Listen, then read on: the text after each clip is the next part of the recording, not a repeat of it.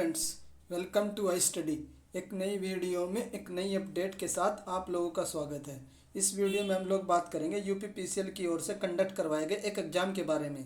बात कर लेते हैं एग्ज़ाम किस पोस्ट के लिए कंडक्ट करवाया गया है। तो वो एक पोस्ट होती है आप लोगों की एग्जीक्यूटिव असिस्टेंट, जो कार्यकारी सहायक होता है, उस पोस्ट के लिए एग्जाम यूपीपीसीएल की ओर से आज यानी 21 नवंबर से शुरू हो चुका है। इसकी फर्स्ट शिफ्ट कंप्लीट हो चुकी है।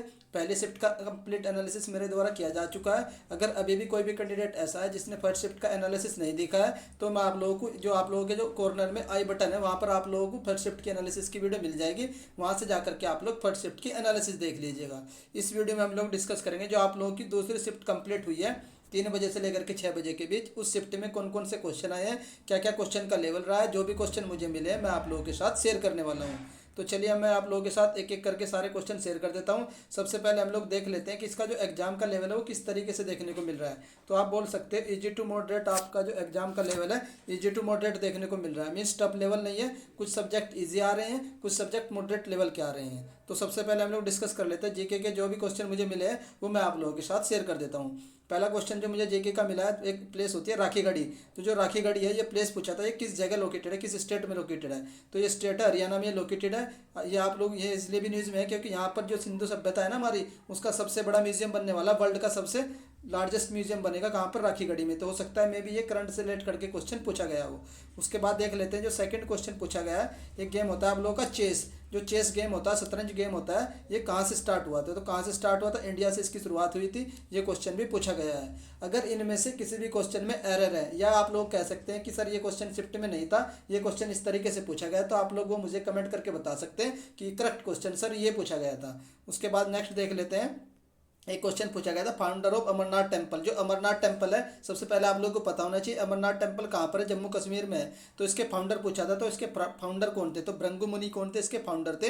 ये क्वेश्चन पूछा गया था, थोड़ा सा डेप में पूछा गया था। उसके बाद एक क्वेश्चन पूछा गया था जो हमारा प्रेसिडेंट होता है उसको कॉन्स्टिट्यूशन में एक पावर मिली हुई है कि वो किसी की जो फांसी वगैरह है ना उसको थोड़े टाइम के लिए टाल सकते हैं या फिर उसको कंप्लीटली पार्डन कर सकते हैं, उसको क्षमादान दे सकते हैं। जो क्षमादान है ना, तो क्षमादान का आर्टिकल पूछा था कि प्रेसिडेंट किस आर्टिकल के तहत क्षमादान दे सकते हैं। तो वो आर्टिकल होता है आर्टिकल 72।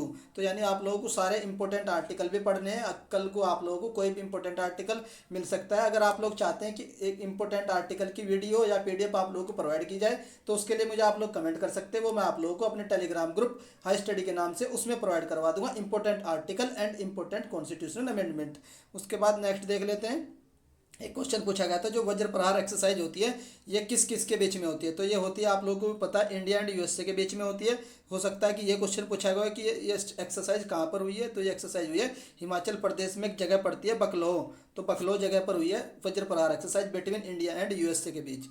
इसके बाद देख लेते हैं नेक्स्ट क्वेश्चन क्या पूछा गया है। उसके बाद एक क्वेश्चन पूछा गया national language in which article of the constitution. जो आप लोगों की राजभाषा है किस आर्टिकल में आती है। तो किस आर्टिकल में आती है, तो आर्टिकल 343 है। अगर ये नहीं पूछा गया तो हो सकता है कि इस तरीके से पूछा गया कि हमारा जो राजभाषा है ये किस पार्ट में आती है, किस भाग में आती है। तो पार्ट आप लोगों का 17 होता है, आर्टिकल पूछे तो 343 होता है। तो जो भी क्वेश्चन हो सकता है आप लोग देख सकते हैं कि इसमें किस तरीके से क्वेश्चन पूछा गया था। तो ये मुझे जीके के सिर्फ 6 ही क्वेश्चन मिले हैं। बाकी जितने भी क्वेश्चन आप लोगों में से किसी को भी याद आ रहे हैं तो वो कैंडिडेट कमेंट कर सकता है, ताकि किसी और कैंडिडेट को हेल्प मिल सके कि किस किस टाइप के क्वेश्चन आ रहे हैं। बाकी कुछ क्वेश्चन जो मुझे और भी मिलेंगे वो मैं आप लोगों के साथ कमेंट बॉक्स में शेयर कर दूंगा। उस कमेंट को मैं पिन कर दूंगा ताकि आप लोग वो क्वेश्चन देख पाओ कि बाकी क्वेश्चन किस तरीके से पूछे गए हैं। अब मैं आप लोगों को रीजनिंग का लेवल बता देता हूँ कि रीजनिंग का लेवल किस टाइप का रहा है। तो ईजी टू मॉडरेट देखने को मिली है। वो रीजनिंग के टॉपिक जो पहले शिफ्ट में पूछे गए थे सेम वही तरीके से नंबर सीरीज, कोडिंग डिकोडिंग के पूछे गए हैं। उसके बाद अल्फा न्यूमेरिक सीरीज पूछे गए, तो सेम टॉपिक वही रहे हैं जो पहले शिफ्ट में रहे थे।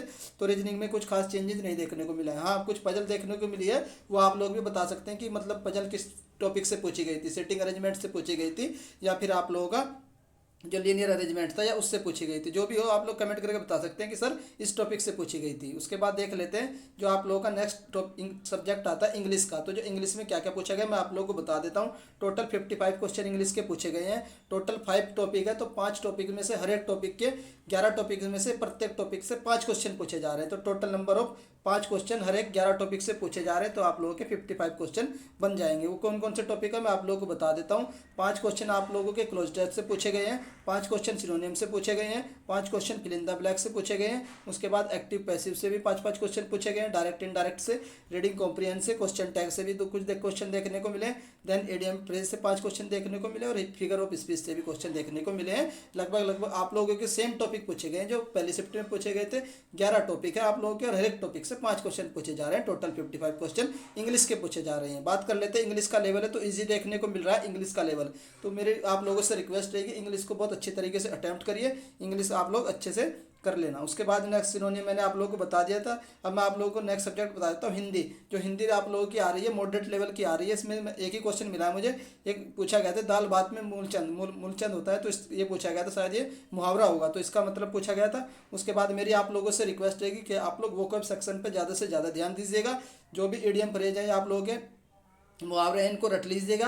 और जो वोकैबुलरी सेक्शन है जैसे कि वन वर्ड सब्स्टिट्यूशन वो आता है ना वाक्यांश के लिए एक शब्द, उसको भी अच्छी तरीके से कर लीजिएगा। वोकैब जो ग्रामर वाला पोर्शन है उस पर थोड़ा सा कम ध्यान दीजिएगा। रचनाएं एक भी नहीं पूछी गई है। अगर आप लोगों में से किसी को भी याद है कि सर ये रचनाएं पूछी गई है तो आप लोग बता सकते हैं, ताकि हम किसी और कैंडिडेट को बता सकें, नेक्स्ट कैंडिडेट को, कि आप लोगों को रचना वाला टॉपिक पढ़ना है या नहीं पढ़ना है। उसके बाद कंप्यूटर का देख लेते हैं। कंप्यूटर में से क्या क्या देखने को मिला है। जो MS ऑफिस से रिलेटेड क्वेश्चन देखने को मिले हैं। उसके बाद पावर पॉइंट से भी क्वेश्चन देखने को मिले, मीन्स वही टॉपिक जो पहले शिफ्ट में पूछे गए थे लगभग उसी तरीके से क्वेश्चन यहाँ पर भी देखने को मिले हैं कंप्यूटर में। तो ज़्यादा फर्क नहीं है थोड़ा सा, लेकिन प्रैक्टिकल वाले क्वेश्चन देखने को मिल रहे हैं इस बार। तो मे भी हो सकता है कल भी आप लोगों को प्रैक्टिकल बेस्ड क्वेश्चन ही कंप्यूटर से देखने को मिले। उसके बाद शॉर्टकट की पढ़ लेना आप लोग, ये सब पढ़नी है। और MS वर्ड पढ़ लेना, बेसिक इनपुट आउटपुट डिवाइस पढ़ लेना और जनरेशन से पढ़ लेना। एक क्वेश्चन आता है कि जो लेयर होती है आप लोगों की 5 लेयर होती है ना, तो वो भी एप्लीकेशन लेयर वगैरह होती है, प्रोसेसिंग लेयर, वो भी पढ़ लेना। उनसे भी क्वेश्चन देखने को मिला है। हो सकता है कि नेक्स्ट शिफ्ट में भी आप लोगों को उन लेयर से देखने को मिल सकता है। उसके बाद यही एनालिसिस थी जो मुझे मिली, मैंने आप लोगों के साथ शेयर कर दी है। अगर इनमें से किसी भी एनालिसिस के साथ आपको लगता है कि सर ये मिसप्रिंट है या ऐसे नहीं आया था ऐसे आया, तो वो आप लोग मुझे कमेंट करके करेक्ट कर सकते हैं। अगर आप लोगों को मेरे द्वारा दी गई इन्फॉर्मेशन पसंद आ रही है तो वीडियो को लाइक कर सकते हैं। और अगर चैनल पर फर्स्ट टाइम विजिट कर रहे हैं तो चैनल को सब्सक्राइब भी कर लीजिए। कल की शिफ्ट भी मेरे द्वारा उसकी एनालिसिस की जाएगी। अगर आप लोग चाहते हैं कल भी दोनों शिफ्टों की एनालिसिस की जाए, उसके लिए भी आप लोग कमेंट कर देना। एक कमेंट और कर सकते हो आप लोग, जो आप लोगों ने कितने अटैम्प्ट किए वो बता सकते हो, और आप लोगों की कैटेगरी क्या है, अटैम्प्ट विद कैटेगरी वाइज आप लोग कमेंट कर सकते हैं। उससे हमें ये पता चल जाएगा कि एक्सपेक्टेड कट ऑफ क्या जा सकती है। वीडियो देखने के लिए धन्यवाद। Thank you.